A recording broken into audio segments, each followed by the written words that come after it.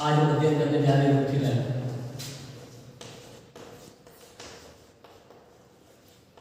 एक और रूठी रानी हुआ करती थी जो मेवाड़ के राजा जय सिंह की पत्नी थी। परमार वंश की रानी कमला देवी, और उसको भी रूठी रानी के नाम से जाना जाता था। और उसके जो महल है वो जयसमंद झील के किनारे महल बने हुए। और जो हम पढ़ने जा रहे हैं इतिहास की रूठी रानी, ये रूठी रानी रानी उमा देवी के बारे में पढ़ने जा रहे हैं। कहते हैं कि मालदेव ने जब अटैक शुरू किए थे, मालदेव जब बहुत जगह अटैक किए थे, नागौर, अजमेर और जालौर, बीकानेर, भादरा, और जैसलमेर पर भी मालदेव ने अटैक किया था। तो जैसलमेर के भाटी राजा, तो उन्होंने भाटी राजाओं ने मालदेव को कुछ आसपास की जगह देकर और कुछ रुपए पैसे देकर उनको वापस भेज दिया था और संधि कर दी थी।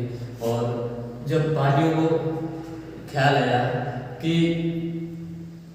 जो एक बार आक्रमण कर चुका है और उसको रुपए पैसे देकर एक बार भेज दिया है, तो क्या पता वो वापस भी आक्रमण कर सके। गुजरात के एक, हमने पहले इतिहास में पहले भी पढ़ा था कि गुजरात के एक बहादुर शाह, और उस समय रणथंभौर का किला उनको दे दिया था, और फिर भी उन्होंने वापस दोबारा अटैक कर दिया था।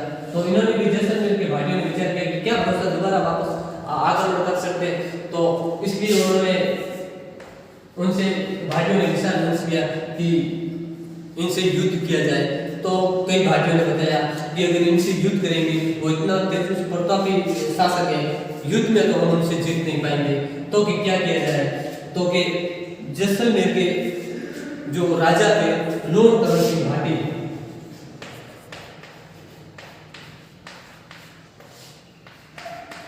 लोणकरण सिंह की भाटी की बेटी उमा देवी की शादी मालदेव से करवा दी जाए।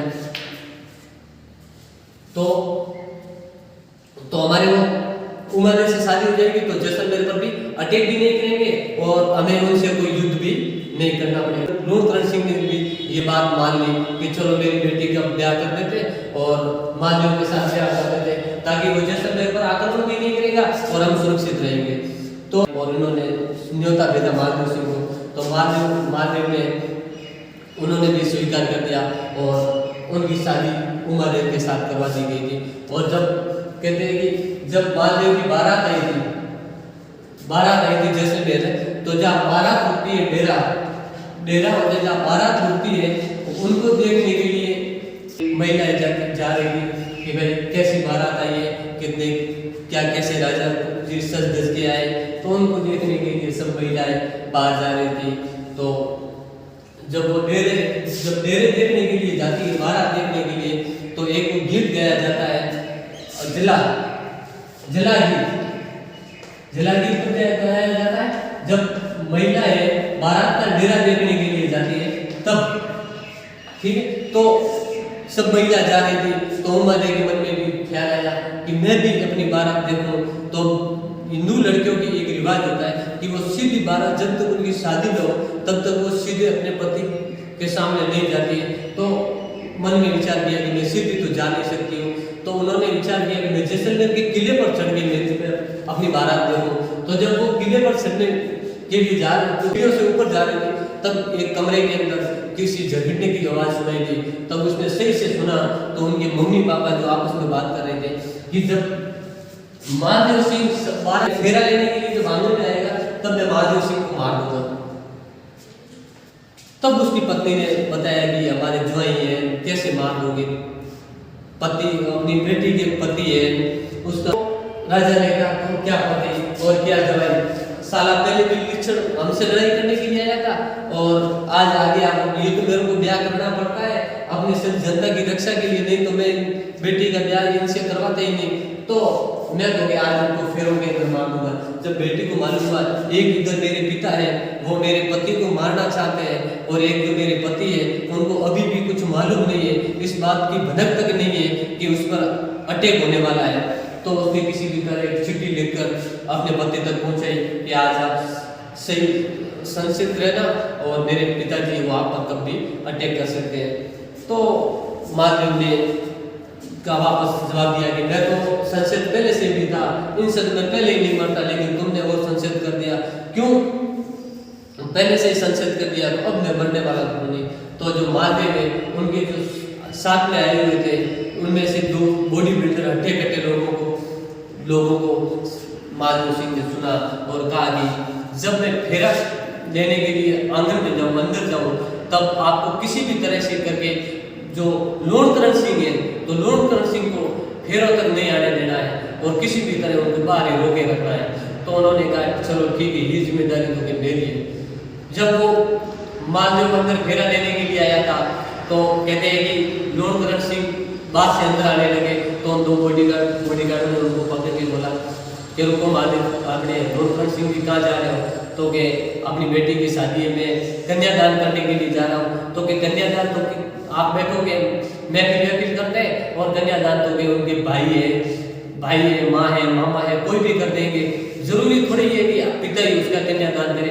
ये तो हमारे फिल्मों में ही सिर्फ दर्शाया हुआ है कि कन्यादान पिता ही करते हैं, क्योंकि गाँव में अक्सर क्या होता है कि गाँव में तो ज्यादातर जो कन्यादान है मामा है, भाई है, वही करते हैं। क्यों? क्योंकि गाँव में जो ये सज धज के, अब शहरों में होता है कि सब सज धज के रहते हैं, कौन बाराती है कौन घराती है कुछ मालूम नहीं पड़ता है। और हमारे गाँव में तो क्या होता है कि जब किसी बेटी की शादी होती है तो पूरे घर वाले तो काम में लगे हुए रहते हैं, पिता भी काम में लगे हुए रहते हैं, कौन नए कपड़े पहने, सब अपने उसी कपड़ों के अंदर रहते हैं। क्यों? क्योंकि उनको सब काम उन्हीं को संभालना पड़ता है। अब जो शहरों में होते हैं वो लोग पैसे वाले होते हैं, वो हर कोई काम करने के लिए बाहर से पैसे दे के काम करवाते हैं, तो वो तो सज धज के रहते हैं। और हमारे गाँव में तक कौन सज धज के रहता है, सब अपने अपने काम में रहते हैं। क्योंकि यहाँ पर तो शादी होने के 2-3 दिन बाद तक ही लोग टेंट वाले पीछे फिरते रहते हैं कि आपके 2 थालियां मांगिए, आपके 2 समसे मांगिए, आपके 2 लोटे मांगिए, आपके गिलास मांगिए। कौन काम में ध्यान दे? वो सब पीछे ध्यान दे, वो अपने सज धजने में काम दे।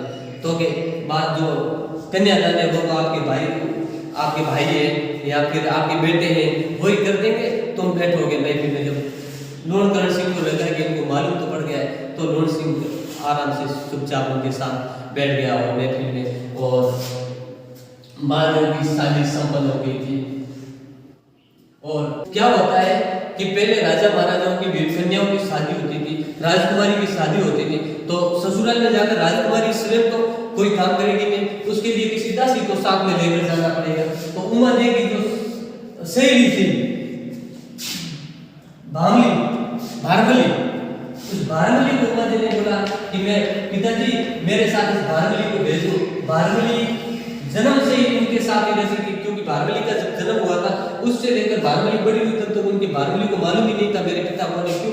क्योंकि भारमली जब छोटी थी तभी उनको उनके माता पिता ने कचरे के अंदर फेंक दिया था, और वहीं से उठाकर किसी ने राजा के पास लाकर छोड़ दिया था, और तभी से उमा देवी के साथ ही बड़ी पड़ थी। तो इसलिए उमा देवी ने कहा कि मेरे साथ भारमली को भेज दो, और इससे मैं वहाँ पर खुशी रहूंगी और मेरा मन भी वहाँ लगेगा। तो पिता ने कहा चलते भारमली को साथ में ले जा, और भारमली को दासी के रूप में वो साथ लेकर चले गए थे। जो जब ससुराल चले गए थे तो क्या हुआ कि जब उमा ने वो अंदर से धज रही थी, श्रृंगार कर रही थी, और महादेव अपने कमरे में आकर बैठ गए थे। तो उमा देव को लगा कि महादेव जी जो राज जी है आगे है, तो उमा देव ने बोला कि भारमली को बोला कि तू जा, और राजा को बोल देना कि रानी उमा देव रानी साहब तैयार हो गए और आ रहे हैं। तो भारमली जब अंदर जा रही थी तो राजा साहब क्या है नशे पते में तो थे, और अपना नशा वशा किए हुए थे, पैर वैग लगाए हुए थे। और जब वो भारमली अंदर गई, भारमली बहुत दिखने में बहुत सुंदर थी और सुंदरदारी थी, इसके लिए वो उसने अंदर प्रवेश करते उनको राजा साहब को मालूम नहीं पड़ा।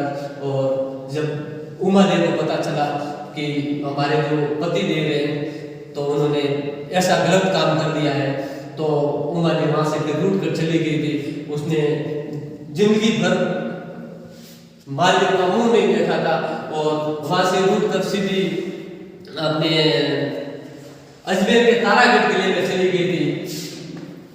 और वहां से कहते कुछ दिन वहां तारागढ़ रही थी, अजमेर तारागढ़ में। और वहां पर जब शेरशाह सूरी वाला अटैक हुआ था, उसके बाद में वो सीधी कुछ दिन जोधपुर रही थी, और जोधपुर के बाद में अपने एक पुत्र भी गोद लिया था, जो महादेव की दूसरी रानी से हुआ पुत्र राम सिंह को गोद में ले लिया था।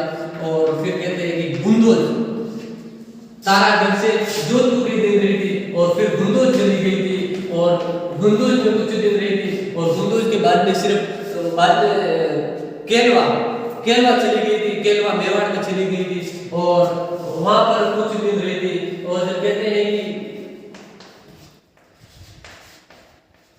वहां पर रही थी कुछ दिन, और जब महादेव की मृत्यु हुई थी तब वो रानी केलवा में थी और मृत्यु हुई उसी दिन महादेव की पगड़ी भेजी गई थी केलवा में और केलवा के अंदर रानी ने उस पगड़ी के साथ में अपना सती हो गई थी, उस पगड़ी के साथ में सती हो गई थी और कहा था कि मेरा पति तो लिच्छड़ था और मैं तो अपनी पत्नी होने का धर्म निभाऊं, चाहे पति ने तो धर्म नहीं निभाया लेकिन मैं तो अपना पत्नी होने का धर्म निभाऊं।